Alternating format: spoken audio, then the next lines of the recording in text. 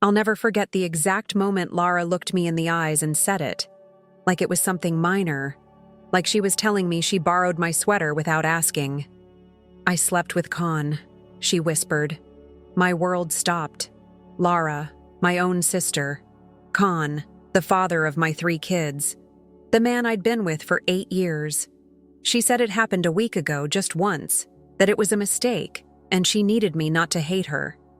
She claimed she had a stupid crush on him and got caught up in the moment, but that she loved me and begged me to forgive her, for the sake of our bond, for our history, for family. I just stood there in disbelief. Con didn't even deny it. He didn't flinch.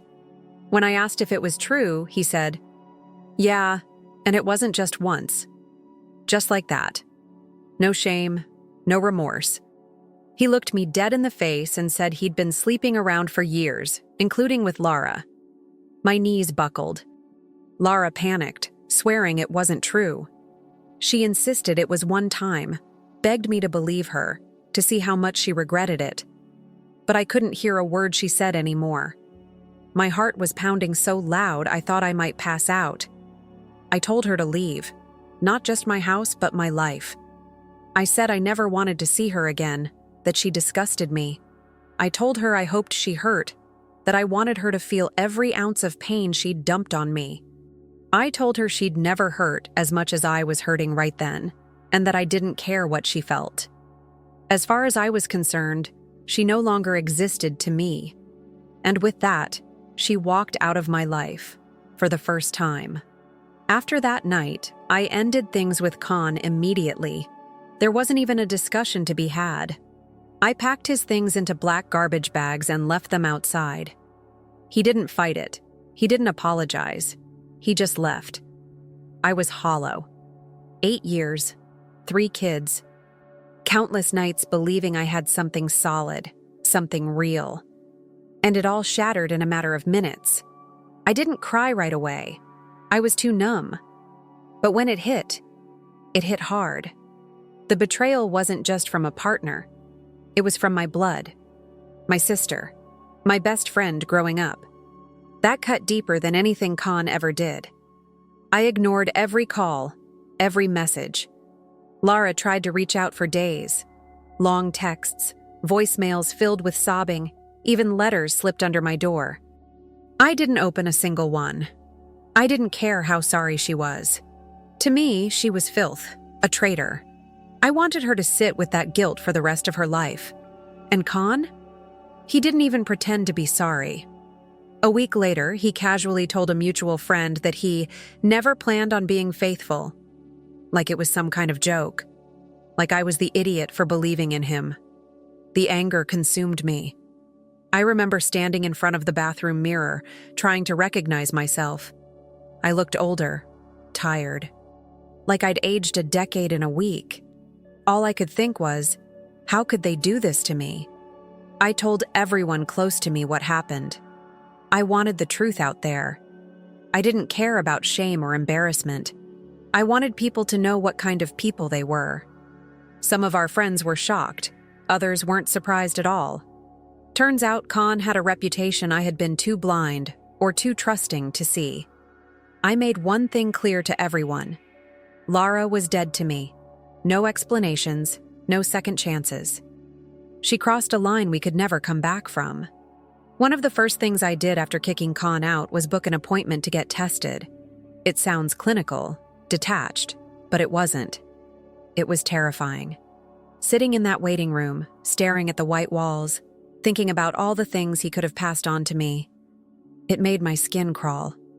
I didn't know how many people he'd slept with. He said a lot, like that was supposed to cover it. When I asked him if he ever used protection, he shrugged. Shrugged, like I was asking what he had for lunch. The lack of care he showed for me, for my health, for the mother of his children, it was a different kind of betrayal. Physical. Cold. The wait for results felt like weeks, even though it was only a few days. I barely slept. I was snapping at my kids without meaning to, flinching at every phone notification. When the nurse finally called with my results, my hands were shaking. I don't even remember breathing as I waited to hear her say the words. Negative. Everything came back negative.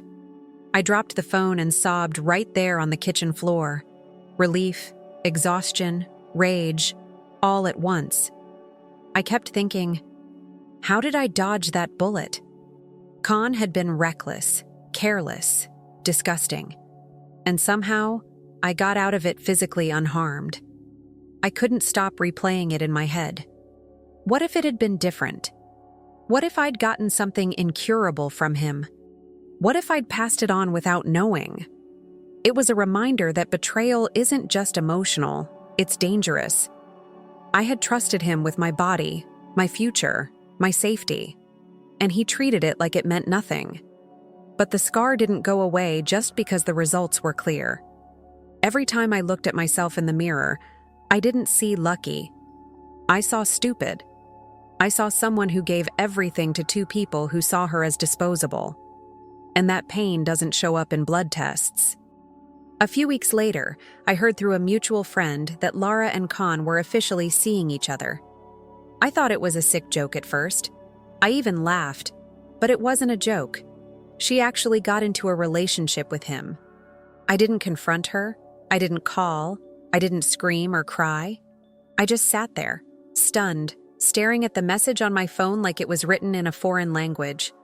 I couldn't believe she would double down like that. After everything, after ruining my relationship, betraying me, begging for forgiveness, she chose to be with him. People said she told others it was because I had shut her out, that she felt guilty and broken and needed something good to come out of the disaster she created. That since I wasn't going to forgive her, she thought maybe making it work with Khan would justify something. Anything. I was furious, but honestly, I wasn't surprised. It made everything clear. She didn't regret what she did. She regretted being caught. She regretted losing access to me. And when I made it clear she couldn't have both me and him, she chose him. The same man who cheated on me for years. The same man who laughed when I cried. That's who she ran to. That's who she held on to. It was like she wanted to prove that she hadn't lost everything, so she clung to the one thing she should have stayed the hell away from. It made my decision easier. I cut ties completely, blocked her on everything, told my family I didn't want to hear her name again. She wasn't my sister anymore.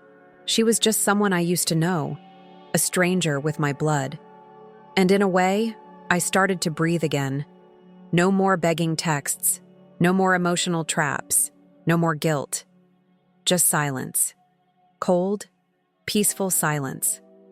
I thought that would be the end of it, that she'd live her new life with him and leave me alone. But Lara always had a way of coming back, especially when things fell apart. Time passed, enough that people stopped bringing her name up in conversations around me. Enough that I stopped flinching when I saw a car that looked like hers, or heard a voice that sounded like hers in public. Enough that I could finally breathe without feeling like my chest was collapsing. Therapy helped. Not to forgive, not to forget, but to process. To make sense of how someone so close could turn into a stranger overnight. I talked through the betrayal, the pain, the rage. And the more I talked, the more I realized that some things, once broken, can never be fixed. I stopped referring to her as my sister. When people asked, I said, "We don't talk." And if they pressed, I told them the truth. That she slept with my partner, that she kept seeing him after, that she destroyed our bond with her own hands. In one session, my therapist asked me how I'd feel if Lara died tomorrow. It wasn't meant to be cruel. It was a tool, a way to measure unresolved grief. But I didn't hesitate. I said I wouldn't cry. I wouldn't go to her funeral. I wouldn't even feel a flicker of pain. And I meant it. Because the person I loved, my sister, died the day she chose to sleep with Khan. The woman walking around with her face, using her voice, wasn't her anymore. She was a ghost I had no room for. I know that sounds harsh, cold. But when someone slices you open like that, when they burn your trust to the ground, You don't rebuild on the ashes. You walk away from the wreckage. I didn't stalk her social media. I didn't ask mutual friends for updates. I didn't care. She made her choice. She wanted him. She got him. What happened next wasn't my concern. Until it suddenly was. Out of nowhere, I started getting messages. Muted concern from acquaintances. Vague texts from relatives. Have you heard about Laura? Are you okay if I ask something about your sister? I ignored most of them. I didn't want to get dragged into whatever mess she'd created for herself now. Then I got a call from my cousin, Tanya. She didn't tiptoe around it. Laura's sick, like really sick. Khan gave her something. I didn't respond. She thinks it might be HIV, Tanya continued. She's freaking out. She doesn't have anyone. She said she tried to talk to you. I hung up. Later, I learned the details in fragments. Khan had cheated on her, shocker, and passed along STDs. Some were confirmed. One might be HIV, though I couldn't say for sure. People whispered about it like it was some tragedy, like she was the victim. She showed up at my door a few days later. No warning, no call. Just appeared looking pale, shaking, crying. She didn't even knock right, just a soft tap like she was scared of the door itself. I opened it, saw her face and closed it again. Didn't say a word. Just turned around and locked it behind me. I didn't care. I didn't want to hear about how scared she was. I didn't want to be her comfort pillow now that her world was collapsing. She had made her bed. She crawled into it willingly. Now she could rot in it alone. Later that day, she found me at our brother's house. I had just pulled up, and there she was, waiting by the porch like a stray. She rushed toward me, sobbing, reaching out like we were still family. "I'm sorry," she cried. "I'm so sorry. I need you, please. I'm scared." I didn't break stride. Walked right past her, didn't even glance. Our brother looked her dead in the eyes and said, "You're not welcome here." And for a moment, she looked like a child again, lost, shaking, alone. But all I felt was nothing. You'd think she'd have taken the hint, after I slammed the door in her face, after our brother told her to leave, after I walked past her like she was air. But no, Laura never knew when to stop. A few days later, she came back, again. This time I answered, not with silence, not with a locked door, but with every word I'd held back for months. She was standing on my porch, trembling like a leaf. Her eyes were red, her lips cracked. She looked worse than I'd ever seen her, like life had beaten the hell out of her and then spit her out. "Please," she whispered. "I need you. I don't know what to do." I stared at her, and for a second, I saw a flicker of who she used to be. My sister, my partner in childhood crimes, my secret keeper. But it was gone in an instant. "You need me?" I said. "Like I needed you when I found out my partner was cheating on me with you?" She opened her mouth, but I didn't let her speak. I needed a sister, and instead, I got a backstabber who couldn't keep her legs closed. And now that he's ruined you too, I'm supposed to care? Tears streamed down her face. "It was one time." "No, it wasn't," I snapped. "And even if it was, once was enough. Once broke everything. Once made you dead to me. I would have been there for you," she said, voice cracking. I laughed. "And I never wanted your disgusting hands anywhere near me. That's what you are to me now. Disgusting." She gasped like I'd punched her.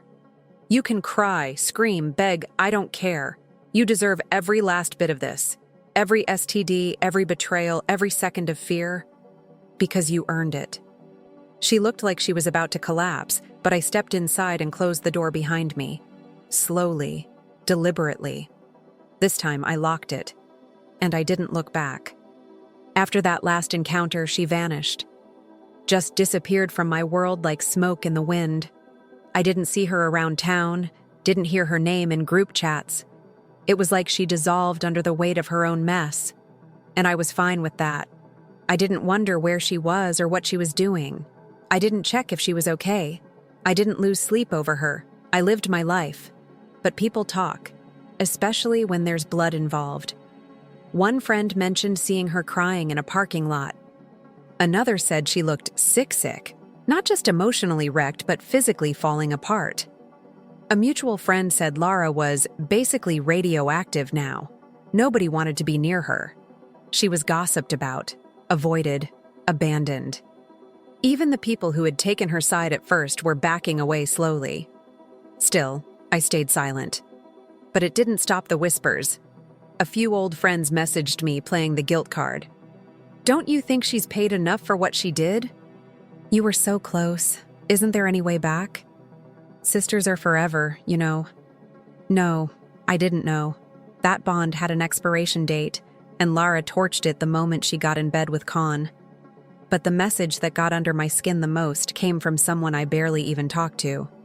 It was short, simple. "You didn't have to be cruel." Cruel.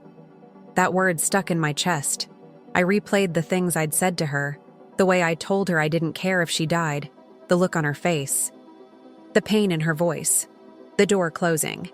And still, even then, I didn't feel guilty. I felt justified. Because I didn't ask to be hurt. I didn't ask to be betrayed. I didn't ask to be dragged into her collapse. But I still wonder. Not because I regret what I did, but because I'm tired of hearing it from everyone else. Was I cruel? Or just honest? She's gone now. Not dead. Just erased. From our friends' lists, our family gatherings, our shared spaces. Like her presence was scrubbed from the air itself. People avoid saying her name around me. Those who still keep in touch with her don't bring her up. I can tell they think I'm some kind of emotional landmine. One wrong mention, and boom. Apparently, she's not doing well. She dropped out of her job, lost most of her social circle, spends a lot of time alone. Someone said she's still waiting on test results, trying to manage some infections, and dealing with depression. I didn't ask for details. I don't want them. Every now and then, someone tests the waters with me, asks if maybe I've thought about reaching out. Just to talk. Just to make peace. They act like this is a movie where the sisters hug in the rain and everything's fine. But it's not a movie. It's my life. And in my life, Lara burned the bridge and salted the earth beneath it. Still, I can feel them judging me. Even when they don't say it outright, I see it in their eyes. The way they tilt their heads. The soft, pitying tones. They think I'm being harsh, that I'm holding on to a grudge, that I should be the bigger person. But why does that always fall on the one who was hurt? Why does no one talk about how disgusting it is to betray your sister? To sleep with the father of her children? To lie and twist the knife deeper with every excuse? I don't want her to suffer. I just don't care if she does. That's the difference. I moved on. Built a life with stronger walls, better boundaries. I protect my peace now. I protect my kids. And if that makes me the villain in her sob story, so be it. I don't feel guilt, not even a little. And that's the part that unsettles people the most. They keep waiting for me to break, to soften, to say, "Yeah, maybe I was too harsh," or "maybe I should have handled it differently." But I won't say that, because I don't believe it. When she showed up on my doorstep, begging for help, I saw someone who once called herself my sister. Someone who stood beside me my whole life, only to shatter everything with one selfish act, and then double down on it. What was I supposed to do? Hug her? Let her cry in my arms? Play the role of emotional support while she cleaned up the mess she made? She slept with the man I shared a bed with, the man who fathered my children. She looked me in the eyes and asked me to forgive that. And when I couldn't, she moved in with him. She told people I pushed her into it, like I had a gun to her head, like I made her betray me all over again. So yes, when she came back infected and heartbroken, I shut the door in her face. I told her I didn't care. I let her know exactly what I thought of her. And I didn't sugarcoat it, because I was done. She thought our shared blood would be enough to override betrayal. That being sisters meant she could destroy me and still come crawling back. But blood doesn't mean loyalty. Love doesn't survive that kind of wound. And I know people judge me for it. Some say I should have been more compassionate. That pain makes people do crazy things. That family is forever. But is it? Is it really? Because I'd rather have no sister at all than one who sleeps with my partner, lies about it, and expects me to play the forgiving victim just to make her feel better. So here I am, unapologetically at peace. Cold, maybe, but honest. What do you think? Am I the asshole?